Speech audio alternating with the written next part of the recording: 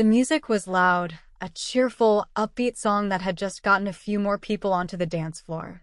Lights twinkled off champagne flutes, and the air hummed with laughter and conversation. It was everything a wedding reception should be: warm, vibrant, full of love. My love. Our love. Elias and mine. I stood just a few feet from the head table, near where the beautiful, multi-tiered cake waited for its moment in the spotlight.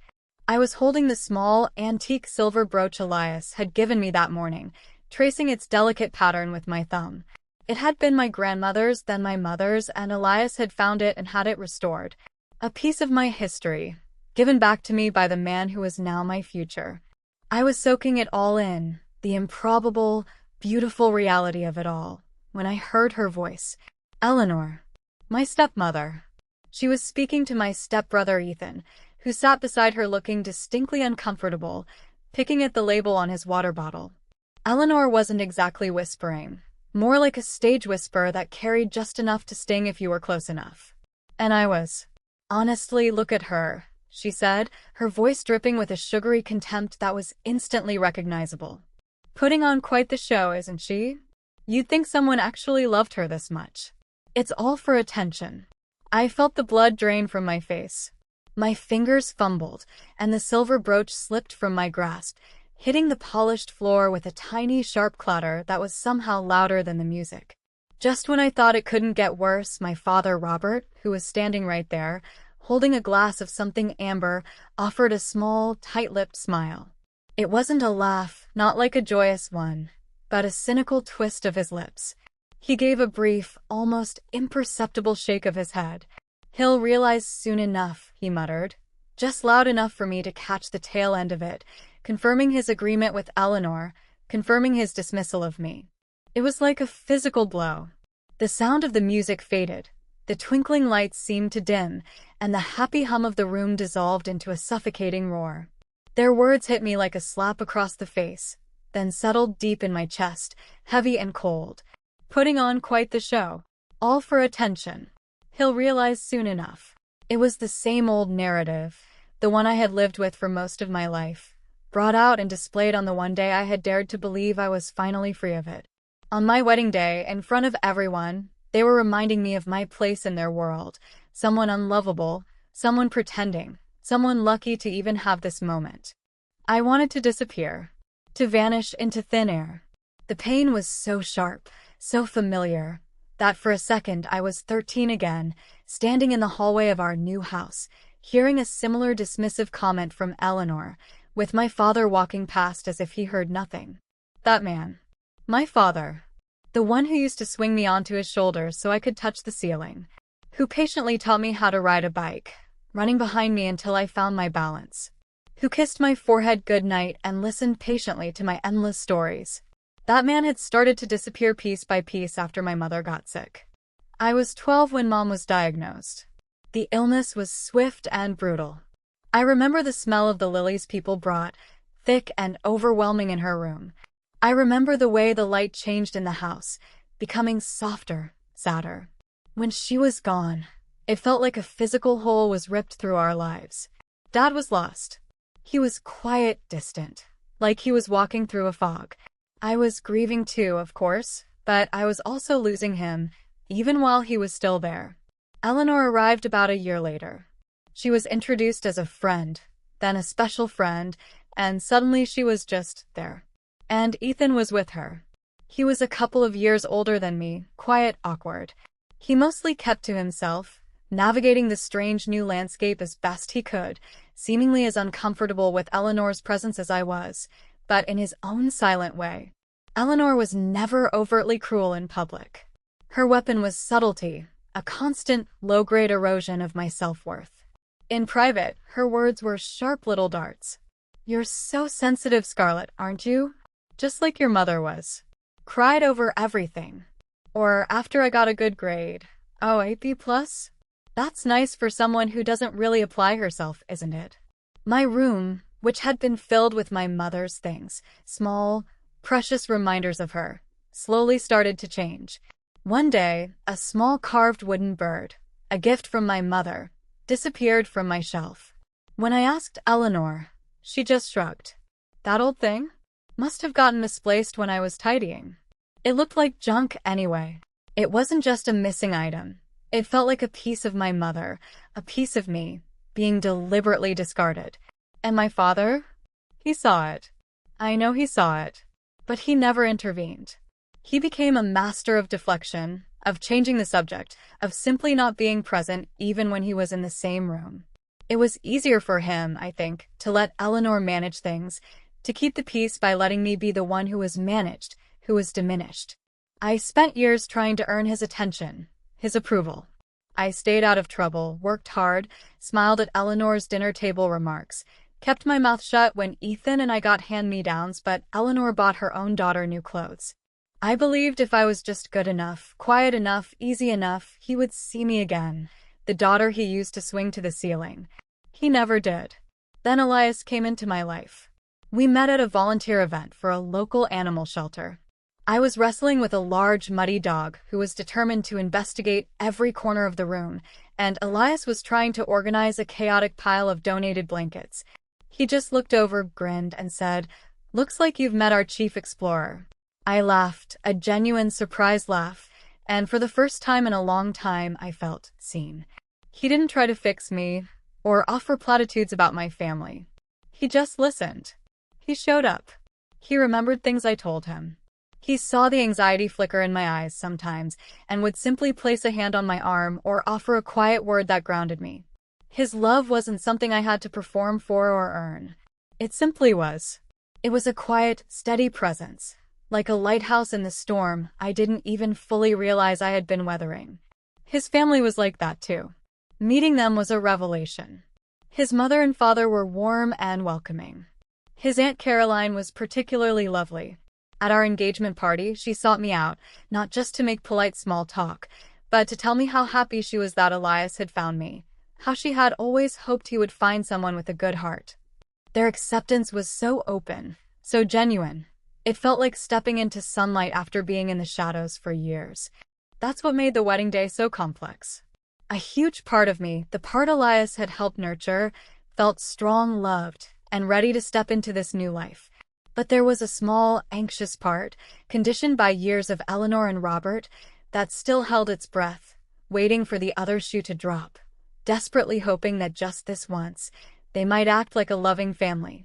The morning started beautifully, surrounded by my bridesmaids, Chloe among them, who was buzzing with excitement. The air in the bridal suite was full of hairspray, laughter, and nervous energy. And then Eleanor arrived. She swept in like she owned the place, dressed in a perfectly tailored, neutral-colored dress that was definitely too close to white, despite her claims that it was just a soft champagne. "Oh, it's traditional," she said, eyeing my dress with a look that managed to be both dismissive and overly sweet. "Are you sure it's flattering from all angles? We want you to look your best, darling." She didn't offer a genuine compliment, a hug, or ask how I felt. Instead, she immediately started giving unsolicited advice, questioning the timeline, and even trying to instruct the makeup artist. At one point, she hovered near the table with the bouquets, fussing with the ribbons. She accidentally knocked over a small vase of water just a little too close to where my dress was hanging. It wasn't enough to ruin it, but it sent a jolt of panic through me, a deliberate little stressor. Chloe, bless her, saw it. She quickly stepped in, making a loud, cheerful comment about how clumsy everyone was today and expertly whisking the vase away. Later, when Eleanor was briefly out of the room, Chloe squeezed my hand. "Ignore her," she whispered fiercely. "She's trying to get a reaction. Do not let her steal your shine. You look absolutely breathtaking." My father arrived later briefly. He glanced around the room, gave a curt nod, and said, "Well, you look ready. Not beautiful, not happy, not radiant. Just ready." Like I was embarking on a chore. He avoided any real conversation, any emotional connection. His detachment was its own form of cruelty. Despite them, the ceremony itself felt magical. Walking down the aisle, seeing Elias waiting, his eyes full of love, was like stepping into a different world. The worries seemed to fade. We said our vows. Elias got choked up, his voice thick with emotion when he promised to cherish me and stand by me. His words weren't just boilerplate vows. They felt specific, personal, speaking to a shared understanding of life's difficulties and the strength we found in each other. As he spoke, I quietly touched the brooch pin near my heart. It was a small, private moment of grounding, of feeling connected to my past and my future all at once. Even during the ceremony, though, I felt Eleanor's presence. During a particularly quiet, emotional reading, I saw her subtly look at her watch with an exaggerated sigh. A small thing, easily missed by most, but I saw it, and it was a deliberate pinprick in the sacred bubble. Robert remained impassive beside her. The reception started with a wave of relief and joy. We danced.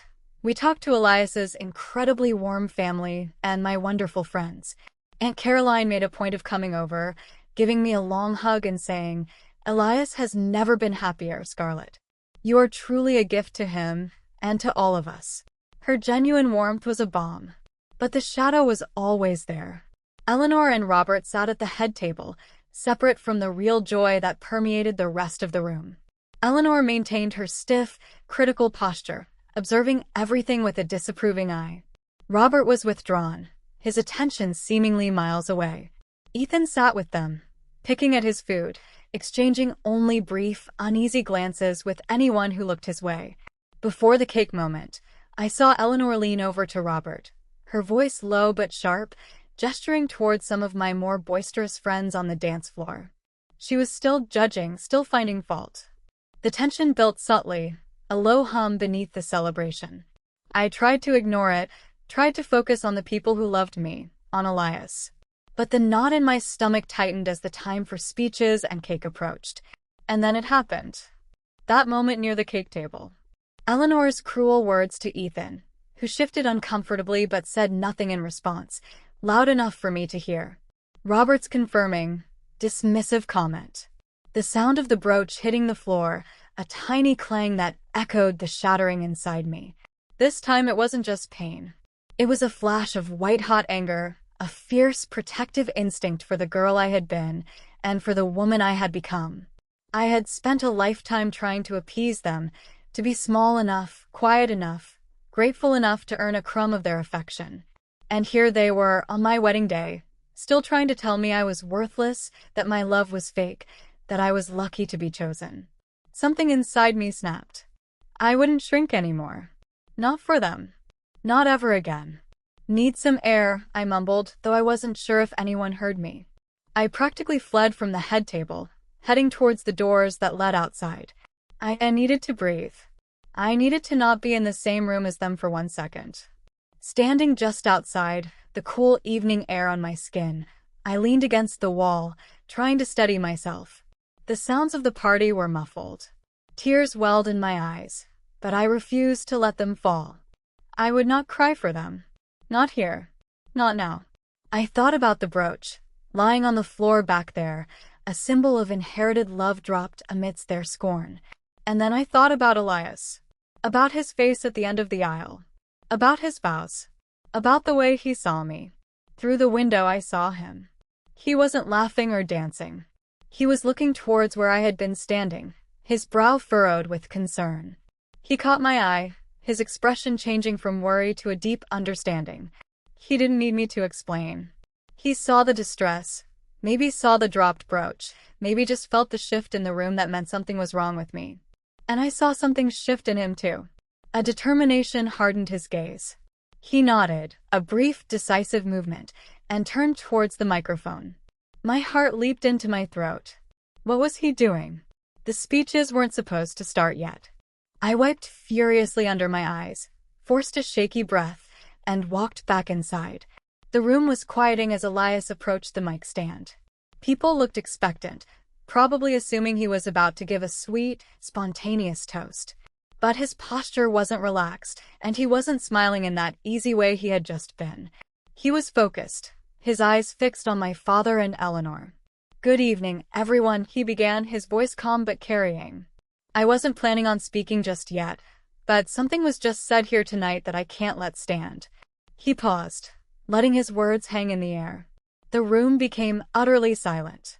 He looked directly at Eleanor, then at Robert. "I just heard someone suggest," he continued, his voice gaining a quiet intensity, that Scarlett's happiness tonight and the love she's receiving is some kind of performance. That she's pretending to be loved, that this is all for show, and that she's desperate for approval. He paused again, letting the weight of their words fill the space. You could feel the ripple of shock go through the crowd. My stomach was a tight knot, but I couldn't look away from him. He wasn't angry. He was just certain. Steadfast. Let me be clear, Elias stated, his voice ringing with conviction. Scarlett is not desperate for approval. She is one of the most courageous and authentic people I know.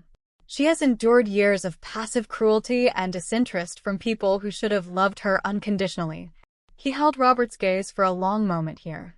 She has been made to feel small and unworthy by those who couldn't see her light, or perhaps were threatened by it. He turned slightly, encompassing the room, but his focus remained tied to the head table. I didn't fall in love with a performance. I fell in love with her strength, her light, her capacity to love fiercely even when others have failed her. There is nothing fake about her or about our love. His eyes met mine then, and in them I saw only love, pride, and a fierce protectiveness. The only thing fake here tonight, he said, his voice dropping slightly but losing none of its power as he looked back at Eleanor and Robert, is the facade of politeness from those who try to diminish her happiness. Eleanor visibly flinched. Robert's face was ashen. Scarlett is not lucky I showed up. I am the luckiest man alive because she chose me, and I will spend my life ensuring she never has to question her worth or her belovedness again. The silence that followed felt infinite. It wasn't just the absence of sound. It was a stunned, charged stillness. I watched Eleanor's face. The carefully constructed mask had crumbled, revealing a raw mix of fury and humiliation. Robert stared down at his hands. His shoulders slumped. Ethan, sitting beside Eleanor, suddenly pushed his chair back with a scrape and quickly walked away from the table, disappearing towards the back of the room, a silent, definitive act of distancing himself. Elias walked back towards me, his eyes never leaving mine. He reached the head table and took my hand, his grip firm and warm. He didn't say anything, but the message was clear. I am here. I see you. And I am with you. Then the room erupted. Not with applause, not initially. It was a wave of murmurs, of guests turning to each other, expressions ranging from shock to understanding to outright disapproval directed at Eleanor and Robert. Slowly, the energy shifted. People began to move. And they came towards us. Not to the head table where Eleanor and Robert sat in silent, fuming isolation, but to us. Chloe was the first. She rushed up, tears streaming down her face, pulling me into a fierce hug. He said it, Scar. He said it all. You are so loved. Oh my God, you are so loved, she whispered, validating years of pain and doubt in that one embrace. Then Aunt Caroline came, her face soft with emotion. She didn't mention the speech. She simply hugged me tightly. Welcome to the family, darling, she said, her voice thick. We are so blessed to have you. Truly blessed. Other guests followed. Friends, cousins of Elias, even some people I barely knew from his side. They offered hugs, congratulations, smiles that spoke volumes. Added character detail, Maria, the wedding coordinator, caught my eye across the room, offering a small, warm, knowing smile and a subtle thumbs up, a quiet acknowledgement of the boundary that had just been drawn. Eleanor and Robert sat at the table, a picture of isolation. People pointedly avoided eye contact, their conversations hushed when they were near. Eleanor tried to regain her composure, smoothing her dress, taking a sip of her wine, but the careful control was gone. Robert remained staring into his glass. The rest of the night felt different. Lighter. Like a heavy curtain had been pulled back. The music seemed brighter, the laughter more genuine. We danced, truly danced. Not the formal sway of the first dance, but laughing, spinning, stumbling dances that felt completely free. We weren't pretending. We weren't performing. We were just us, celebrating our love, surrounded by people who saw us, who loved us for who we were. The cake cutting was joyful. Eleanor made a move to stand, perhaps to offer a forced gracious toast, but she stopped, looked at Robert, and sank back into her chair without a word. Her silence, for the first time, felt like a surrender, not a weapon. Leaving the venue later that night, kicked off my heels and carrying the train of my dress, felt like walking into a new life. The air was cool and quiet after the noise of the party. Sitting in the car, the soft glow of the streetlights outside, Elias turned to me. "So," he said, his voice gentle, "how are you feeling?" "Really?" I looked at him, at the man who had publicly championed me, who had seen my pain and chosen to amplify my truth instead of letting the lies stand. And for the first time, the answer wasn't complicated. It wasn't a performance. "I feel like," I said, the words a little shaky but true. "Like I can finally breathe." In the days and weeks that followed, the silence from Eleanor and Robert was profound. No calls, no texts, not even a strained congratulatory message. And the surprising thing? I didn't miss it. The constant low-level ache of wanting their approval, of trying to earn their love, was just gone. It had been replaced by a quiet, solid sense of self-worth. I continued therapy, not because I was broken, but because I wanted to understand the patterns, the years I had spent trying to fit myself into a box they had built for me. I learned that boundaries aren't punishments, they are protection. I learned that family isn't just determined by biology, but by who shows up for you, who sees you, who loves you, flaws and all. Elias, Chloe, Aunt Caroline, they were my family now. A few months later, curled up on the sofa with Elias on a rainy Saturday afternoon, he said something that stayed with me. "You know," he murmured, tracing patterns on my arm. "When I walked up there, I wasn't just angry. I was clarifying. For everyone. Especially for you." "Clarifying?" I asked. "Yeah," he said, looking thoughtful. "Clarifying that their version of you wasn't real. That the only thing fake was their inability to see your actual worth. And clarifying, for anyone who needed to hear it, that my love for you is built on everything they tried to tear down. It wasn't just defending you to them. It was declaring you to the world." It hit me then, the full weight of his action. It wasn't just a reaction to cruelty, it was a deliberate act of love and affirmation. He hadn't just stood by me, he had stood for me. So, to anyone listening, if you've ever felt invisible, if you've been told you're too much or not enough, if you've shrunk yourself to fit into spaces that were never meant for you, hear this. You are not the opinion of people who are too damaged to see your light. You are not a performance. You are not pretending. You are worthy. You are enough. And you are capable of being loved, truly, deeply, without condition. You don't need a grand gesture or a public declaration to make it true. You just need to stop waiting for someone else to see it and start believing it yourself. My wedding day wasn't the perfect fairy tale I'd sometimes imagined as a little girl. It was messy, more dramatic, more real. But it was also the day I stopped waiting to be seen and started truly standing in the light of the love that was already mine. And I wouldn't change a single moment of it.